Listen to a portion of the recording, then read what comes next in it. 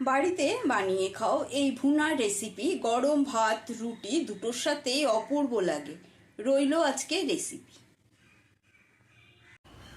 কচুরগাঠি খেতে তো আমরা সকলে ভীষণই ভালোবাসি। আজকে আমি সম্পূর্ণ নতুন পদ্ধতিতে এই কচুরগাঠি আলুর একটি রেসিপি বানাবো। রেসিপিটি প্রথম থেকে শেষ পর্যন্ত দেখার অনুরোধ রইল। আর আমার চ্যানেলে কচুরগাঠির অনেক রকমেরই রেসিপি আছে, চাইলে দেখে নিতে পারো। কিন্তু আজকে যে কচুরগাঠি রেসিপিটি তোমাদের সাথে শেয়ার করব সেটি কিন্তু সম্পূর্ণই নতুন। প্রথমে আমি সব কচুরগাঠিগুলো কেটে নিচ্ছি। এরকমভাবে খোসাটা আগে ছাড়িয়ে নেব। সমস্ত কচুরগাঠিগুলোর খোসাটা ছাড়িয়ে নেওয়া হয়ে গেছে। এবারে গাঠিগুলো দু ফালা করে এরকম করে কেটে নেব। দু ফালা করে সমস্ত গাঠিটা কেটে নেব। এখানে গাঠির পরিমাণ আছে 300 গ্রাম। নমস্কার বন্ধুরা, happy with Gopa kitchen cooking এর আরো একটি নতুন পর্বে জানাই তোমাদের সকলকে স্বাগতম। কচুর গাঠি আর আলু কেটে নেওয়া হয়ে গেছে। আলুটাও কিন্তু এরকম ডুমো ডুমো করে কেটে নিয়েছি। গ্যাসে একটা বাটিতে কিছুটা গরম জল বসিয়েছি। এবার গরম জলের মধ্যে প্রথমেই দিয়ে দেব লবণ। এই লবণ জলের মধ্যে প্রথমে আলুটা একটু সেদ্ধ করে নেব। বেশি সেদ্ধ করব না, একটু হালকা করে সেদ্ধ করে নেব। আলুটা সেদ্ধ হয়ে গেছে, এবারে তুলে নিচ্ছি। ভালো করে জল থেকে এরকম ছেঁকে ছেঁকে তুলে নেব। সমস্ত আলুগুলো এরকম ভাবেই তুলে নিতে হবে। সমস্ত আলুগুলো তুলে নিয়েছি। আলুগুলো তুলে নেওয়ার পরে ওই একই জলের মধ্যে দিয়ে দিচ্ছি কেটে রাখা গাঠি কচুটা। গাঠি কচুটা দিয়ে গাঠি কচুটাও একটু সেদ্ধ করে নেব। কচুর গাঠিও সেদ্ধ হয়ে গেছে। এবার কচুর গাঠিটাও তুলে নিচ্ছি জল থেকে। গ্যাসে একটা কড়াই বসিয়েছি, কড়াইটা গরম হয়ে গেছে। এবারে কড়াইয়ের মধ্যে দিয়ে দিচ্ছি 3 চামচ মতো সর্ষের তেল। আমি সম্পূর্ণ রান্নাটা সর্ষের তেলে করব, তোমরা চাইলে সাদা তেলেও করতে পারো। সর্ষের তেলটা প্রথমে একটু গরম করে নিতে হবে। এখানে একটা বড় সাইজের পেঁয়াজ কেটে নিয়েছি। পেঁয়াজটা একটু লম্বা লম্বা করে কেটে পেঁয়াজের এরকম পাপড়িগুলো ছাড়িয়ে নিয়েছি। আর নিয়েছি কিছুটা ক্যাপসিকাম। এখানে সবুজ ক্যাপসিকাম আর লাল ক্যাপসিকাম নিয়েছি। ক্যাপসিকামটাও এরকম লম্বা লম্বা করে কেটে নিয়েছি। সর্ষের তেলটা গরম হয়ে গেছে। এবারে ওই তেলের মধ্যেই দিয়ে দিচ্ছি পেঁয়াজটা। পেঁয়াজটা সামান্য নেড়ে চেড়ে নিয়ে এবারে এর মধ্যে দিয়ে দেবো 2 রকম ক্যাপসিকাম। ক্যাপসিকামটা দিয়ে একটু হালকা ভেজে নেব। গ্যাসের স্টিমটা লো টু মিডিয়ামে রেখেছি। লো টু মিডিয়ামে রেখে ক্যাপসিকাম পেঁয়াজ হালকা করে ভেজে নেব।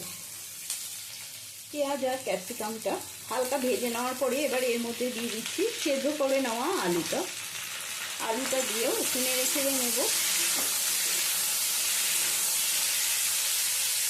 আলুটা দিয়ে নেড়ে ছেড়ে নেওয়ার পরে এর মধ্যে এবারে দিয়ে দিচ্ছি সেদ্ধ করে নেওয়া গাঠিটা।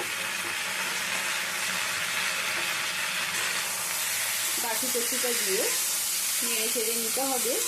এবারে দিয়ে দেবো এর মধ্যে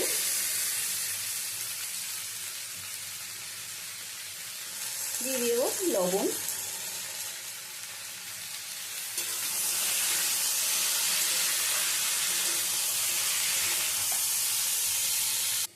এখানে একটা বাটি নিয়েছি। এবার বাটির মধ্যে দিয়ে দিচ্ছি 50 গ্রাম টক দই। কচুর গাঠি আর আলুর পরিমাণটা বুঝেই টক দইটা ব্যবহার করবে।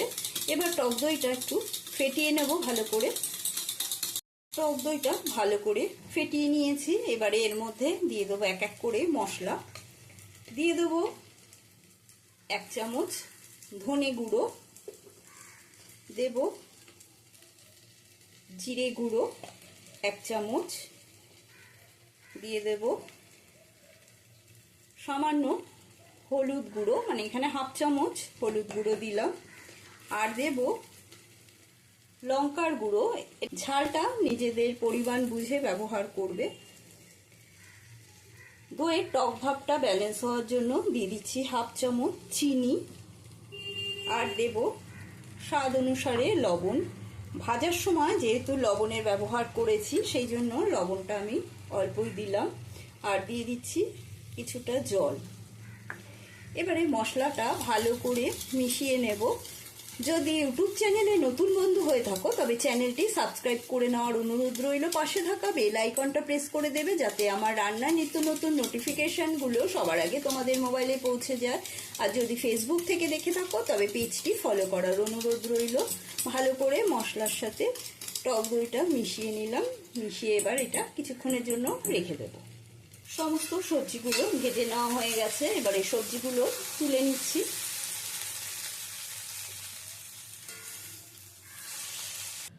সমস্ত সবজিগুলো তুলে নেওয়ার পরে কড়াইয়ের মধ্যে আবারও দিয়ে দিচ্ছি 3 চামচ মতো সর্ষের তেল। আমি রান্নাটাতে বেশি তেলের ব্যবহার করিনি, খুবই কম তেল ব্যবহার করে রান্নাটা করছি। এবারে তেলটা গরম হয়ে গেলে ফোড়ন দিয়ে দিচ্ছি গোটা জিরে। জিরেটা ভালো করে ফোড়ন হয়ে গেলে, জিরে থেকে ফোড়নের একটা সুন্দর গন্ধ বেরোলে দিয়ে দেবো আমি এর মধ্যে মিহি করে কুচিয়ে নিয়েছি 2টো মাঝারি সাইজের পেঁয়াজ। পেঁয়াজ কুচিটা দিয়ে দিলাম। পেঁয়াজ কুচিটা ভেজে নেব। পেঁয়াজ কুচিটা হালকা করে ভেজে নেওয়ার পরে এবারে এর মধ্যে দিয়ে দিচ্ছি আমি রসুন কুচি। এখানে 4 কোয়া রসুন ভালো করে একেবারে মিহি করে কুচিয়ে নিয়েছি। রসুন কুচিটা দিয়েও একটু ভেজে নেব। পেঁয়াজ কুচি আর রসুন কুচিটা হালকা করে ভেজে নিয়েছি। পেঁয়াজ আর রসুনের কাঁচা গন্ধটা চলে যাওয়া পর্যন্ত একটু ভেজে নিয়েছি। এবারে এর মধ্যে আমি দিয়ে দেব বানিয়ে রাখা মশলা দিয়ে টক দইটা। গ্যাসের স্টিমটা একেবারেই লোতে করে দিয়েছি, না হলে টক দইটা ফেটে যাবে। এবারে মশলাটা ভালো করে একটু কষিয়ে নেব। মশলাটা ভালো করে কষানো হয়ে গেছে, দেখো ওপরে কেমন তেল ছেড়ে দিয়েছে, তাতেই বোঝা যাচ্ছে মশলাটা সুন্দরভাবে কষানো হয়ে গেছে। এবারে এর মধ্যে আমি দিয়ে দিচ্ছি সামান্য গরম মশলার গুঁড়ো। এটা অপশনাল, তোমাদের পছন্দ হলে দেবে, না দিলেও চলবে, তবে দিলে খেতে একটু বেশি ভালো লাগে সেই জন্য আমি গরম মশলার ব্যবহারটা করলাম। এবারে দিয়ে দেবো আমি এর মধ্যে ভেজে রাখা সবজিগুলো, কচুরগাঠি, আলু, ক্যাপসিকাম, পেঁয়াজ সমস্ত কিছু দিয়ে ভালো করে মিশিয়ে নেব। সমস্ত মশলাটা দিয়ে সবজির সাথে কষিয়ে নিতে হবে ভালো করে। এরকম একটু অল্প অল্প করে কষিয়ে নেব। যেহেতু কচুরগাঠিটা সেদ্ধ করে নিয়েছি, ভালো একটু নরম হয়ে গেছে, বেশি জোরে যদি খুন্তিটা চালাই তাহলে কচুরগাঠিগুলো সব ভেঙে যাবে। সেই জন্য একটু এরকম হালকার উপরে এরকম নেড়ে নেড়ে কচুরগাঠিগুলো নেড়ে চেড়ে নেব। আর দিয়ে দেবো একটু সামান্য মশলার বাটি ধোয়া জল। সমস্ত সবজিগুলো যেহেতু সেদ্ধ করে নেওয়া সেই জন্য ওনাদের জল বেশি দেওয়ার প্রয়োজন নেই। আমি ছোট বাটির 1 বাটি জল দিলাম। ভালো করে একটু মিশিয়ে নেব, ঢাকা বন্ধ করে রেখে দিলাম। কিছুক্ষণ বাদে ঢাকাটা সরিয়ে নিচ্ছি। ওয়াও, দারুণ সুন্দর কিন্তু গন্ধ বেরিয়েছে, দেখতেও দেখো কতটা সুন্দর হয়েছে। এবারে এর উপর থেকে আমি দিয়ে দেবো কিছুটা কসুরি মেথি। কসুরি মেথিটা গুঁড়ো করে রেখেছি, গুঁড়ো করে নেওয়া কসুরি মেথিটা দিয়ে দিলাম।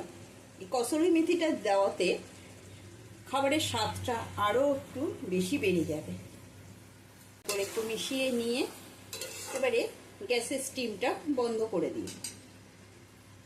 আজকের মতো গাঠি আলুর ভুনা কমপ্লিট। আশা করি রেসিপিটি তোমাদের প্রত্যেকেরই ভালো লেগেছে। ভালো লাগলে প্রত্যেকবারের মতো কমেন্ট করে জানাবে, একটা লাইক দিয়ে দেবে আর বেশি বেশি করে শেয়ার করবে। রেসিপিটি গরম ভাত, রুটি, পরোটা দুটোর সাথেই খেতে পারো। বাড়িতে গাঠি কচু এলে অতি অবশ্যই কিন্তু এই ভুনাটা বানিয়ে খেয়ে দেখবে। বাচ্চা থেকে বড় সকলেরই এতটাই ভালো লাগবে। টেস্ট করে দেখে নেওয়ার পালা। ওহ, অপূর্ব টেস্ট কিন্তু। আমি এটা ভাত দিয়েই খাবো, সেই জন্য ভাতেই নিলাম। তোমরা যদি রুটির সাথে খেতে চাও সেটিও খেতে পারো, রুটির সাথেও কিন্তু অপূর্ব লাগে।